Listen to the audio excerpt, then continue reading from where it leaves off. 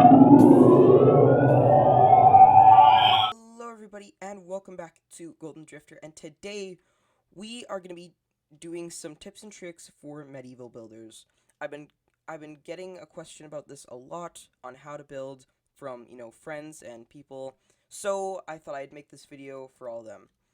Anyways, we're going to be transforming this oak wall that we have behind me here using all the tips and tricks for detailing that I know, cuz there's nothing worse than a flat wall. So, let's start.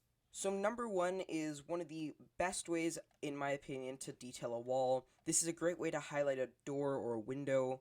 And what I tend to do is take some oak logs and build it up in the corners about, I'd say about 5 blocks apart. So we go 1, 2, 3, 4, 5, and right here, like that. And this, like I said, is a great way to highlight a door. So if we were to have a door here, you could put 2 stairs in the top and bottom corners like this. Add a trapdoor there and there, there, there, there, there, there, and there. And that creates this nice kind of oblong circle or oval to detail, just to give a little bit of extra depth. And I think it looks quite nice, especially if you're wanting to make the entrance of your house look grand on a fairly small house, because this can fit into a small footprint. Even if you wanted to, you could bring this down a block, but I'm just going to leave it as this just for the sake of this video. And again, you can always just add whatever you want up here.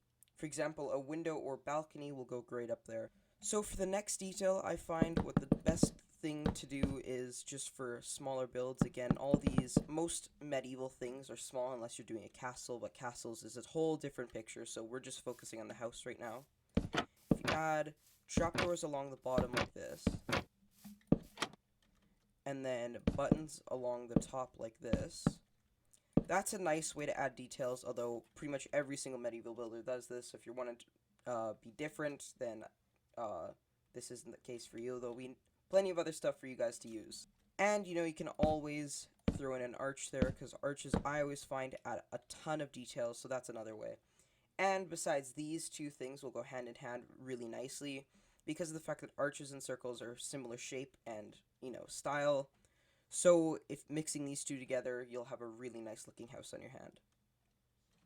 And of course, this is just for yet another window, door, or something. Who knows?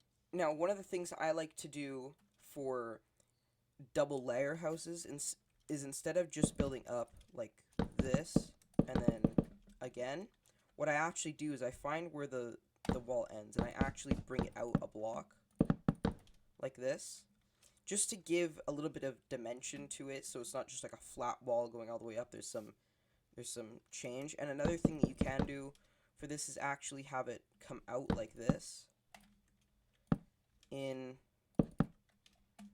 like that, and turn this into a balcony of form. So you can actually have the front out like this, and then have it come in and then go out again. That's another nice way to detail. But in my opinion, most medieval houses should have this, just because a lot of older European houses will have this kind of style where the top is bigger than the bottom. And this is another nice way to do this. Another thing you can do to help with this whole effect is to do the shading trick. Now, what I find is, like, sometimes you want to add lots of depth onto your house, but you don't always want to have like 5 blocks of depth, but you still want to have it. So what I suggest doing is actually having darker shades of wood or whatever block you're using. Okay, so you can see here we have the oak on the bottom. What I would do is change this out for spruce, let's say. So we'll change this out for spruce quick. Alright, so now that this is spruce, what I'm going to do for the second layer, because this is actually going to be inset, I'm actually going to replace this with oak, like this.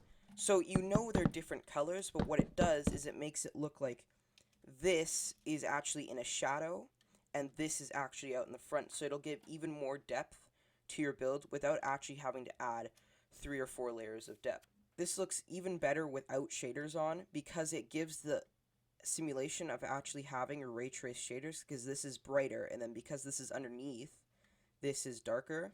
That's a nice way to do it. Now, another thing I found just to add an extra little bit of detail is if you have a pillar like this, like we've been doing quite a bit here, instead of just having it all one color, you can actually add a couple of bits of stripped spruce wood, because these two colors here look very similar to each other, so it looks like just the bark is starting to wear off and you're starting to see the inner wood, even though that's not the case. Now, sure, I do know that you can just do that, but that doesn't look quite as nice as just having the spruce there, so that's why I suggest that. Now, there's nothing worse looking on a build than if you have these gorgeous detailed walls and then just having a door just placed there willy-nilly. So what you're going to want to do is, instead of having it on the flat surface out here, you're actually going to take it inside like this,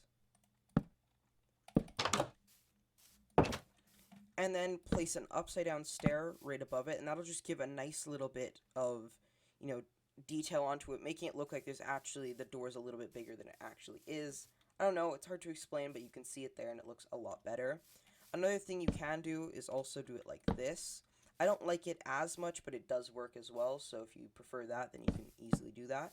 Next thing, for windows, I would suggest on medieval not using glass as much unless it's on a bigger thing. So what you're going to want to do is either use fences, which is what I'm going to use here, and then I'm going to use oak trapdoors on the edges here to simulate shutters.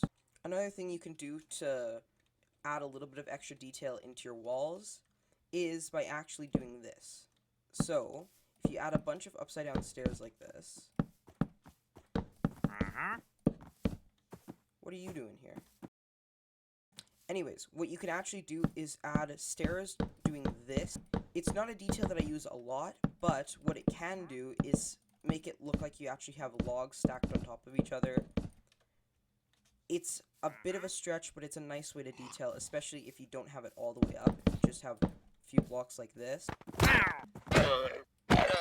Another thing you can do to detail doors is when you have your door in here like this, you can actually add fences going up the side, and then a couple of slabs like this. This works very well actually with the upside down stair, because it looks like the arch actually goes back a little bit further than it does, which is nice. So that's another way to do that, and you can also do that on windows just as easily. Just replace the glass here with a window of form. Now, in my opinion, the number one best way to be able to detail a house is using vegetation. This has been made a lot easier with the new 1.17 update, using, azalea bushes and all that stuff, as well as moss. You can really detail some builds, so there's no excuse to not detail it like this. And besides, you can do it in survival mode. Get get 2 pieces of iron, make some shears, and just shear off a few trees. You can easily get some leaves. I would suggest using birch or azalea, just because of the fact that they're not quite as saturated as some of the other leaf types. They're just not quite as saturated as something like the oak or jungle leaves.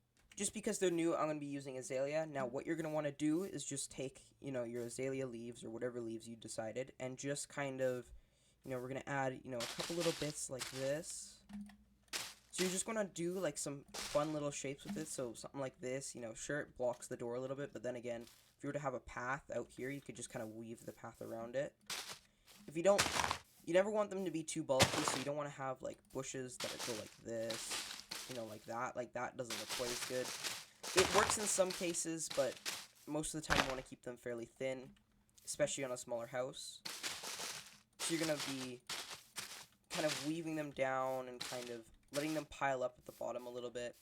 Because I'm using azalea, I'm going to replace a few of these with some azalea bushes, with the flowering azaleas, like that. And that is a nice way to detail. You can also have it kind of like flopping down like this.